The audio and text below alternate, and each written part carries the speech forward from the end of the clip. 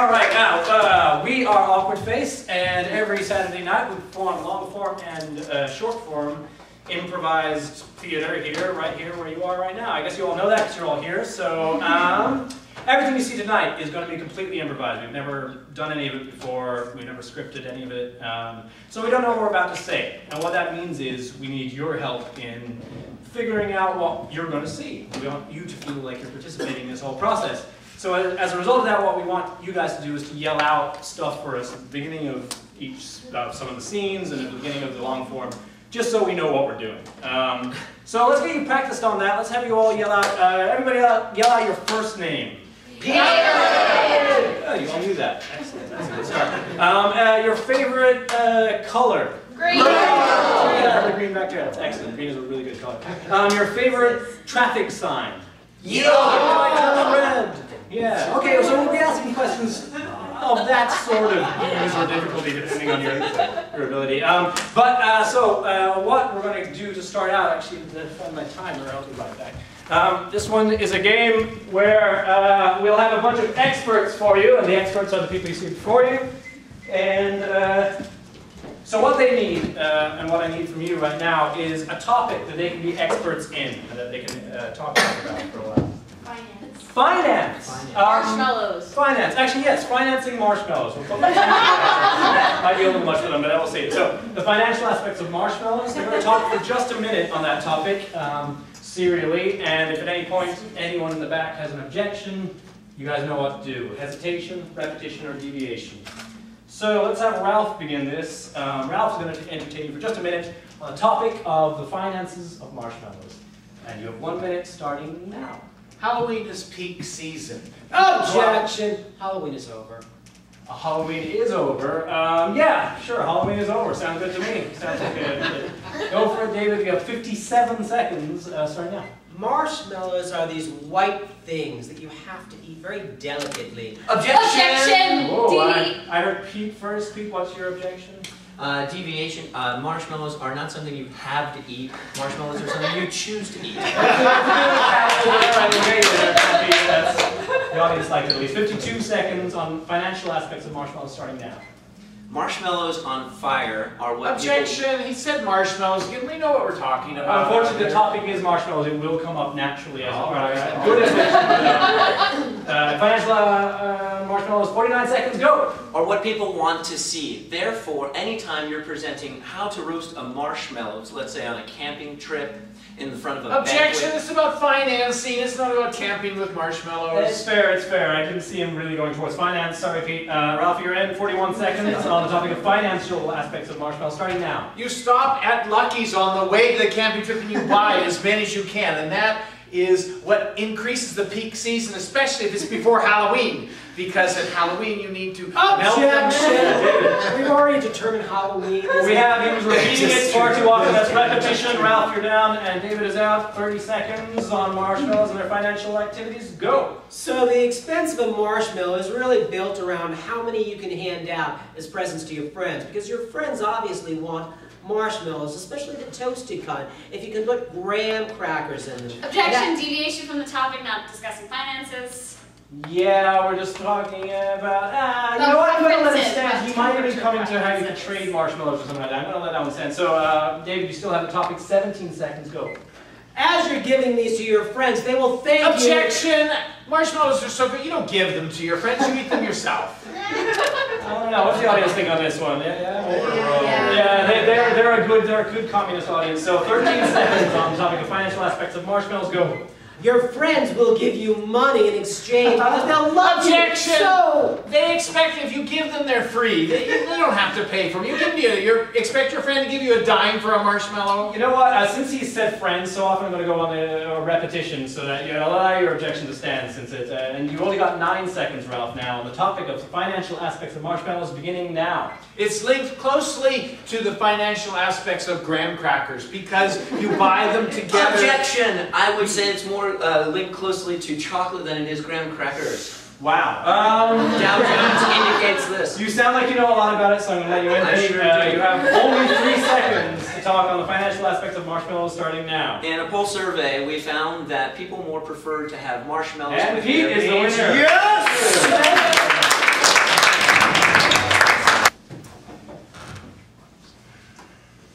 I'd like to thank you all for coming to Book Talk with David. My name is David. Which? No, really, that's my name. No, please. I have an expert here with me today, and I don't quite remember what he is an expert on. Does anyone seem to remember what he's an expert on? Birds. Toothpaste. That's right, it was toothpaste. Sorry about that. If you'd introduce yourself, please. Howdy. My name Is Dr. Weasel and Parker. Dr. Weasel and Parker wrote the book on toothpaste. That's the title. There's a copy of it under your chairs you can take home. Thank me later. So, as I was flipping through your book, Doctor, I came upon a question, an important question about your central theory. If you could share with the audience a little bit something about your central theory. basically It seems rather simple. Toothpaste and children shouldn't combine. themselves together. I was blown away when I read that. I'm thinking you must have one about peanut butter and children too. Precisely. I found That children and peanut butter also shouldn't mix. very often. Is this part of a new book you're working on?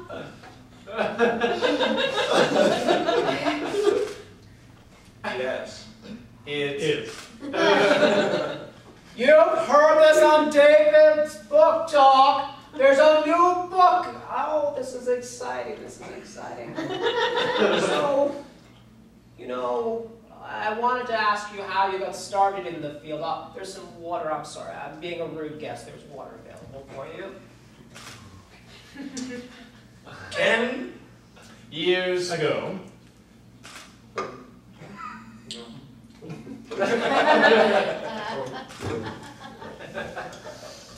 in Poughkeepsie, a small dog died right in front of. my eyes. So I checked him for fleas. where He had ears. and found Fleas. also Talked. with his Tail. and used His teeth to sign. his autographs. So you're saying, and I know this is a bit hard for everyone here to believe, but bear with us, a talking dog that spoke through his tail, checking for fleas. You were checking in for fleas? Indubitably. Indubitably. Gave you the secrets of toothpaste. His Teeth were. remarkable. I Studied. many other Canine. teeth, and They weren't quite as remarkable in form. or sparkle. So, you had been doing studies on dogs and their teeth, and the sparkle of this particular dog revealed the secrets. Just After my wives.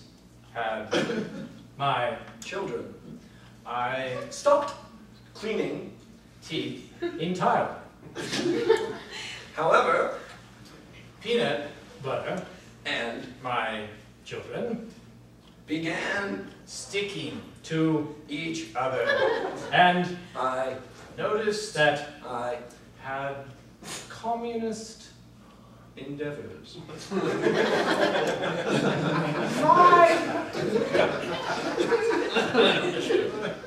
My God! So, your wives, your children, and the communist endeavors all intertwined as you got the sparkle from the dog and began writing this great book. Public Knowledge. Would. benefit. Everyone. In. Dentistry. And In. Peanut butter. and In. Combination. with All. Other. children. Wow! Are we lucky? Yeah, but we are lucky here, aren't we? Yes! So, sometimes I'm gonna open up, this is crazy, but today I'm gonna take a question or two from our studio audience. Is there any question? Raise your hand if you have a question for the great doctor. Yes, please, you, sir. Is it okay to swallow toothpaste? Is it okay to swallow toothpaste? Experts Like, Myself. unanimously, agree. No. however, Swallowing Peanut. butter and Communism. is beneficial. For. you. Wow! That says it all! Communism, peanut butter, but don't swallow the toothpaste. One more question if anyone wants. Any other questions out there? Yes, please, you, sir. Why does it taste bad to drink orange juice after brushing your teeth? Why does it taste bad to drink orange? I wondered that myself. God! Little Particles in the orange Juice. make your Tongue. very congealing, And. physically repulsive To. your teeth. So you're repulsed to yourself by particles. imagine Planets. Corresponding. to Your Nose. and uvula. When. ever You Revolve. in space. Through. matter Invisible. Particles. propound Conclusively. And. mix Decisively. With. citric Acid. Wow! Is anyone else here flabbergasted? Or is it just me? Wow! Wow! Wow! I'm back. So, to wrap up today's show, I'm gonna have the doctor give us his bit of wisdom to help us all with our book projects. There will be an autographing after, so please stick around for that. Please, your wisdom. one Pawn. Time. My. fairy Godmother. Told. me Never Wish. upon your Economical. status with Toothpaste. or peanut. Butter.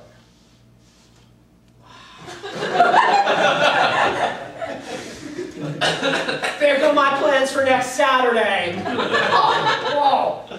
Well, this has been David's Book Talk. I'm David. This is the great doctor. And you have been a wonderful audience.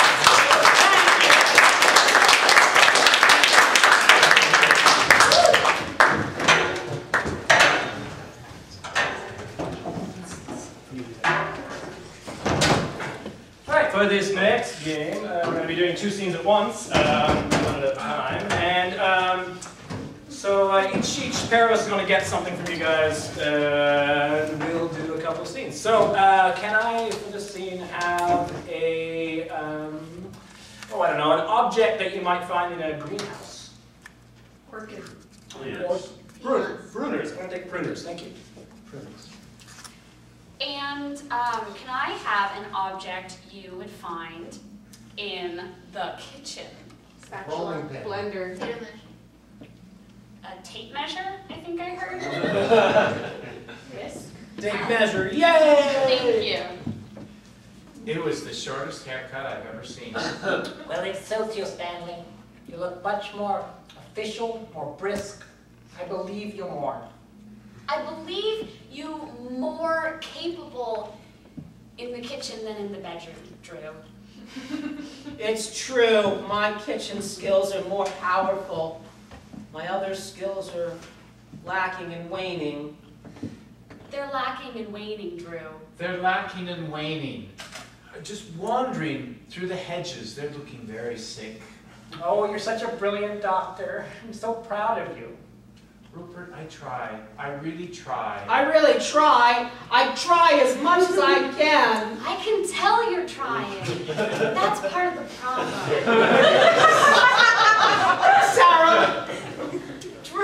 Sarah! Drew, Drew, don't make me do this. Sarah!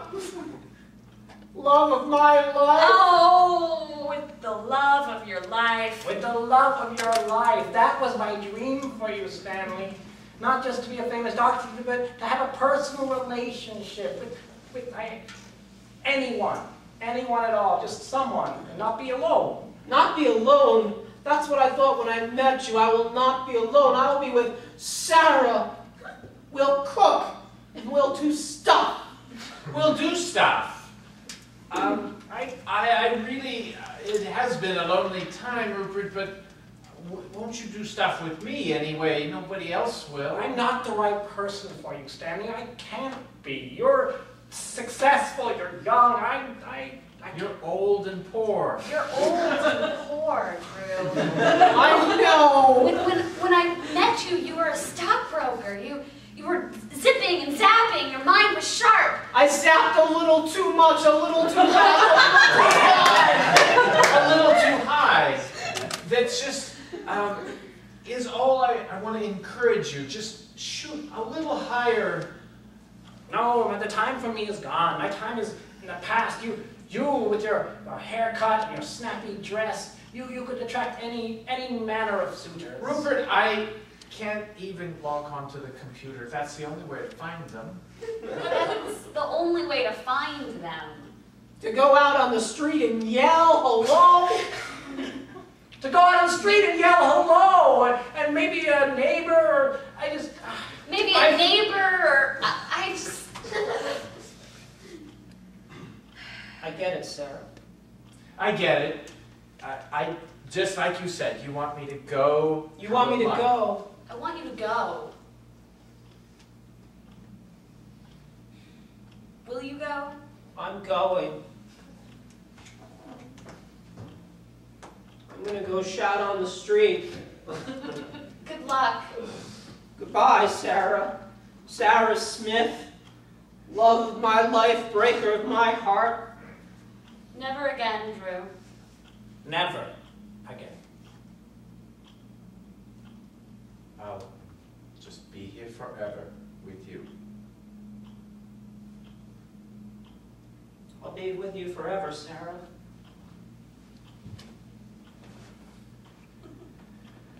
I'll be with you forever. Let's go out in the yard.